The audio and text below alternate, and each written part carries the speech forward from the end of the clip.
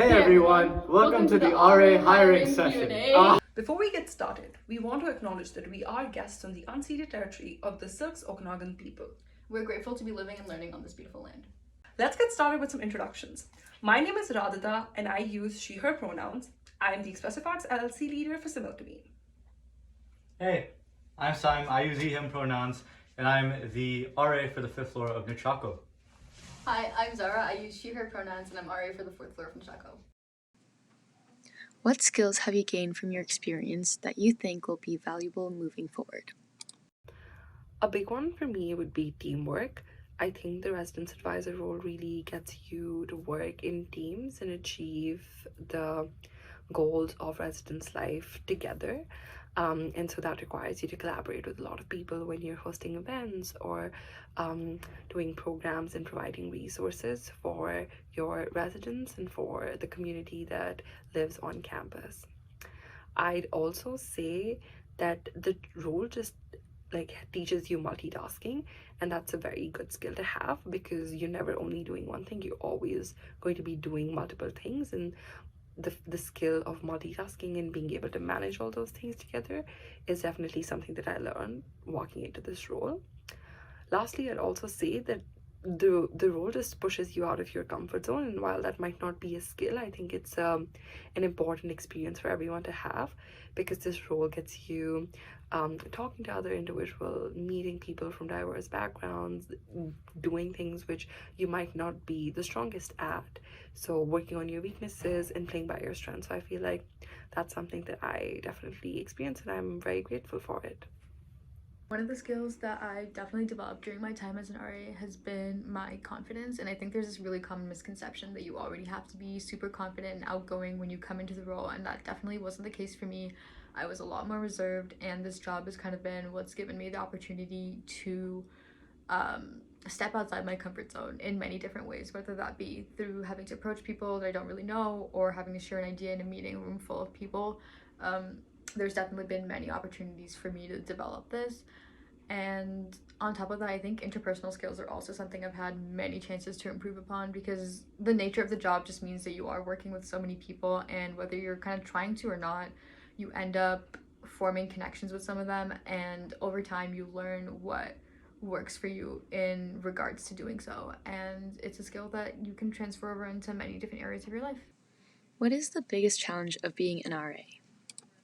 Initially, I think transitioning into the role can be a challenge because you're supposed to be upholding the resident standard for the members of your community and the residents, and I believe that can be a big responsibility and can be pressurizing for some individuals.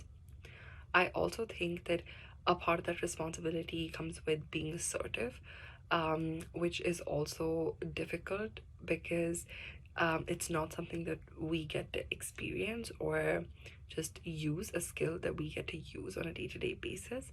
And so being assertive, drawing that sort of boundary and upholding that standard as a residence advisor can be a big challenge. How do community builders work? What do they do? Community builders are events that resident advisors host on a weekly basis for their communities. I'd say that they're both low stakes and low effort. They're supposed to be, because these are events that we're hosting weekly, and so their main purpose is for something repetitive to occur for the community so that members of your floor and residents of your floor always have a place to come to or an activity to indulge in on a weekly basis. And I feel like these are great opportunities for residents to take a break from their weekly schedules and routines, take some time to hang out with the people on their floor, make some friends, socialize a little bit, and also just indulge in activities. For RAs, I also feel like these are great resources and great programs that we can just use to check in on our residents, especially the ones that we might not bump into very often, and make sure that everyone's doing well and check in if there's any needs that are that need to be catered to. How do you manage a work-life balance with studies? Personally, I'm in my 4th year and I have 2 other jobs on campus alongside being a residence advisor.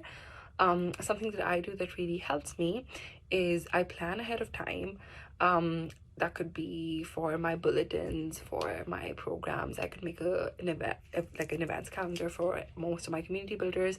So this way I know how much time I need to dedicate every week to the RA role and what sort of tasks I need to do. I also make sure that I dedicate a chunk of time every day, let's say an hour and a half, to most of the tasks that I need to do as part of the job. And this could involve knocking on the doors of my residents, responding to their concerns, planning for events, writing documentation, whatever it is. But that just helps me make sure that my tasks aren't spilling over and I'm not doing RA related things simultaneously while I'm doing my studies. So this way I can concentrate on both of my things separately. How was your RA training experience in August? Personally, I love training.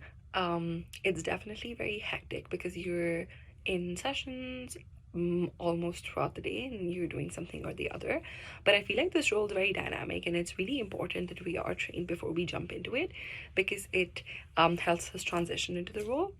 Personally, training period is a lot of fun because we engage in a lot of interactive activities that help us understand the role better and help us practice the skills that we need to become a residence advisor. And the best part is that we get to know so many more people, like other residence advisors and the entire team, and we indulge in a lot of team bonding exercises, which I feel like carry forward throughout the term because we're almost always doing things with other RAs, we're friends with other RAs, we're going out with them, and I feel like it's a huge community that we can use for our own support as well. What skill has been the most useful to you in your role? A skill that's been really useful to me as an RA has been adaptability, because no 2 days on the job are ever really the same. The skill is one that's really important because it means that when something doesn't go as planned, you're kind of more easily able to adjust to whatever the new situation is, and you're able to gauge how to move forward accordingly. What is your favorite part of the job?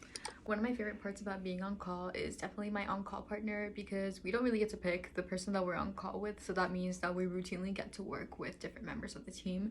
And during rounds is a really great opportunity for you to get to know someone that you might not have been able to otherwise. And also you get to see what's going on in different communities, and you get to interact with residents that don't necessarily live on your floor.